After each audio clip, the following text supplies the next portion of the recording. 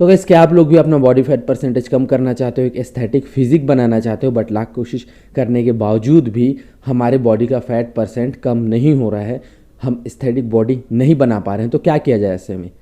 तो गाइस क्या ऐसा कोई सप्लीमेंट है जो हमें अपने बॉडी फैट परसेंटेज को कम करने में, फैट लॉस करने में हेल्प करेगा? तो इसका सॉल्यूशन मेरे पास है। आज मैं बात करने वाला हूँ एक ऐसे सप्लीमेंट के बारे में जो आपको फैट लॉस में ही नहीं बल्कि आपकी मसल बिल्डिंग में भी काफ़ी हेल्प करने वाला है। बस आपको इतना करना है, वीडियो के एंड तक बने रहना है। अगर आप वीडियो को बीच में ही छोड़ देते हो या फिर स्किप कर देते हो ना, तो आप बहुत कुछ मिस कर दोगे।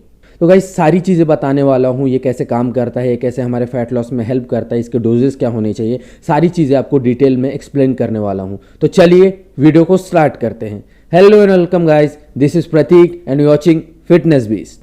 तो मैं जिस सप्लीमेंट की बात कर रहा हूँ उसे लोग ड्यूरिंग कटिंग या फिर अगर आप मसल बिल्ड कर रहे हो तब भी यूज़ करते हैं, क्योंकि आपके मसल को प्रिजर्व करने में भी हेल्प करती है। वैसे तो ये आपकी बॉडी खुद प्रोड्यूस करती है, बट आपकी बॉडी को ये इनफ अमाउंट में चाहिए होता है ताकि ये कुछ चीज़ों को सही तरीके से कर सके। आगे बढ़ने से पहले मैं आपसे एक बोलना चाहूँगा, ये कहना चाहूँगा कि अगर आप इसे लेने की सोच रहे हो, इस सप्लीमेंट को लेने की सोच रहे हो, तो किसी प्रोफेशनल के गाइडेंस में ही इसे यूज़ करें। तो मैं बात कर रहा हूँ कार्निटिन की। आप में से कई लोगों ने कार्निटिन के बारे में सुना होगा और कई लोग यूज़ भी करते हैं, बट यूज़ करने के बावजूद भी कई लोगों को रिजल्ट नहीं मिल रहे हैं। तो इसका रीज़न भी मैं आपको बताऊंगा। सबसे पहले बात कर लेते हैं कार्निटिन के बारे में, थोड़ा बहुत जान लेते हैं। तो basically carnitine form of amino acid होता है। ये कार्निटिन जो है ना, ये आपकी बॉडी में जो फैट स्टोर हुआ है ना, उसे आपके माइटोकॉन्ड्रिया में ट्रांसपोर्ट करती है, यानी कि एक ऐसे जगह पे ट्रांसपोर्ट करती है, ऐसे साइड पे ट्रांसपोर्ट करती है जहाँ की उसे ब्रेक किया जा सके और उससे एनर्जी जनरेट की जा सके, यानी कि एटीपी, एडिनोसिन ट्राइफॉस्फेट। तो गाइस ये काम कैसे करता है, इसका प्रोसेस क्या है, इसके बारे में मैं आपको डिटेल में समझाने वाला हूँ, साइंटिफिक वे में समझाने वाला हूँ, ताकि आपको अच्छे से समझ आ जाए, बस आप बोर मत होना, ठीक है। तो गाइस जैसे कि पहले मैंने आपको बताया था कि आपकी बॉडी की जो फैटी एसिड है ना, वो माइटोकॉन्ड्रिया की इनर माइटोकॉन्ड्रियल मेम्ब्रेन को जब पेनिट्रेट करते हैं ना, तब वहाँ पर फैटी एसिड जाकर ब्रेक डाउन होते हैं। तो गाइस फैटी एसिड भी दो टाइप के होते हैं, short and long fatty acid. जब हम बात करते हैं शॉर्ट फैटी एसिड की, तो ये आपकी इनर माइटोकॉन्ड्रियल मेम्ब्रेन में आसानी से इंटर कर जाते हैं, बट प्रॉब्लम वहाँ पर होती है लॉन्ग फैटी एसिड के साथ, क्योंकि आपके इनर माइटोकॉन्ड्रियल मेम्ब्रेन में आसानी से इंटर नहीं कर पाते हैं। तब यहाँ पर एंट्री होती है आपकी कार्निटिन की। जब आप अपनी बॉडी को इनफ अमाउंट में कार्निटिन देंगे ना, तो ये लॉन्ग फैटी एसिड को इनर माइटोकॉन्ड्रियल मेम्ब्रेन में पेनिट्रेट करने में हेल्प करेगा।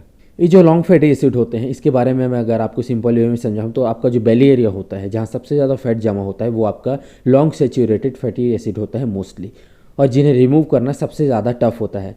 तो अगर आपका बेली फैट बहुत ज़्यादा है, एब्स विजिबल नहीं हो रहे हैं, तो कार्निटिन ऐड करने से आपका जो लॉन्ग फैटी एसिड है ना, उन्हें हेल्प करता ही है इनर माइटोकॉन्ड्रियल मेम्ब्रेन में पहुंचने के लिए, ताकि ये ब्रेक हो सके और आपको एनर्जी प्रोवाइड कर सके, यानी कि फैट लॉस हो, फैट बर्न हो।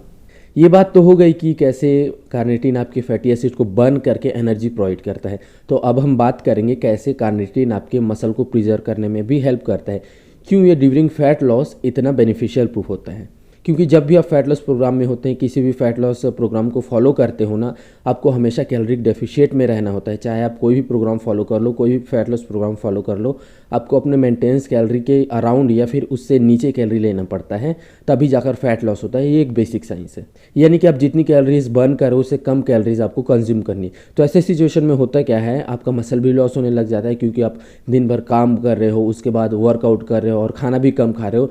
तो ऐसे में जब आप कार्निटिन ऐड करते हो ना, तो मसल स्पेयरिंग इसलिए होता है क्योंकि आपकी बॉडी जो है ना, वो एनर्जी फैट से जनरेट कर रही है, यानी जो फैट जमा हुआ है बॉडी में उसे ब्रेक करके एनर्जी बना रही है।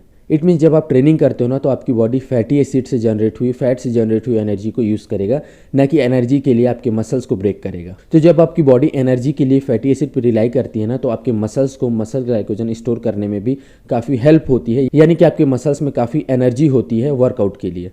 तो गाइस जैसे कि पहले मैंने आपको वीडियो में बताया था कि लोग कार्निटिन यूज़ भी करते हैं, बट उन्हें कोई बेनिफिट नहीं होता, उन्हें कोई रिजल्ट दिखाई नहीं देता। तो लोगों को शायद ये पता नहीं होगा कि उन्हें रिजल्ट इसीलिए नहीं मिलते क्योंकि उनकी शायद टाइमिंग गलत होती है, या फिर ये पता नहीं होता है कि कितने डोजेस लेने हैं, कैसे लेने हैं, टाइमिंग क्या होनी चाहिए, शायद पता नहीं होता है, इसीलिए उन्हें रिजल्ट दिखाई नहीं देता। और शायद कई लोग ये भी कहते हैं कि कार्निटिन काम नहीं करता है, बट अगर मैं कहूँ, चाहे आप किसी भी फॉर्म में कार्निटिन लें, चाहे आप एल कार्निटिन लें, एल कार्निटिन टाइट्रेट लें, किसी भी फॉर्म में कार्निटिन लें, ये काम करता है। कार्निटिन काम करता है बट विथ इंसुलिन। तो यहाँ पर ये सवाल आता है कि इंसुलिन कैसे स्पाइक होगा हमारा? इंसुलिन आपका तभी स्पाइक होगा जब आप कार्ब्स लेंगे, ठीक है। मसल सेल्स कार्निटिन को तभी लेंगे जब आप उसके साथ इंसुलिन प्रोवाइड करेंगे, यानी कि कार्ब्स लेंगे। कार्निटिन के काम करने का जो तरीका है वो आपके इंसुलिन रिस्पॉन्स पर डिपेंड करता है। सही डोजेज और सही टाइमिंग जो होती है कार्निटिन लेने की, वो हमेशा कार्ब्स मील के साथ ही होती है। वो आपका ब्रेकफास्ट भी हो सकता है, लंच भी हो सकता है, या फिर पोस्ट वर्कआउट मील भी हो सकता है जिसमें आप कार्ब्स भी ले रहे हैं। वैसे तो आप इसे खाली पेट भी ले सकते हैं, एम्प्टी स्टमक भी ले सकते हैं, बट ये उतना इफेक्टिव नहीं होगा, उतना काम नहीं करेगा। तो सबसे इंपॉर्टेंट है टाइमिंग।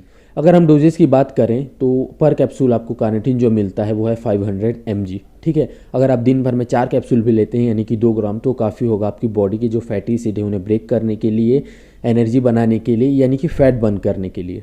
तो आपको इसके कितने कैप्सूल लेने चाहिए? तो मैं कहूँगा 3 कैप्सूल, यानी कि 1500 mg, क्योंकि 400 to 500 mg आपको फूड से भी मिल जाता है, लाइक चिकन, फिश, बीन्स। तो अगर आप इस सप्लीमेंट को ऐड करते हो तो ये देख सकते हो कि ये कितना बेनिफिशियल होगा, कितना इफेक्टिव होगा अगर आप फैट लॉस या फिर वेट लॉस करने की सोच रहे हो। बस आपको इसके टाइमिंग और डोजेस का ध्यान रखना पड़ेगा। तो गाइज़ ये थी मेरी सारी information about fat burner L carnitine. I hope मैंने एल कार्निटिन के बारे में आपके सारे डाउट्स क्लियर कर दिए। आज के लिए बस इतना ही, जल्दी ही मिलेंगे अगले वीडियो में। Take care.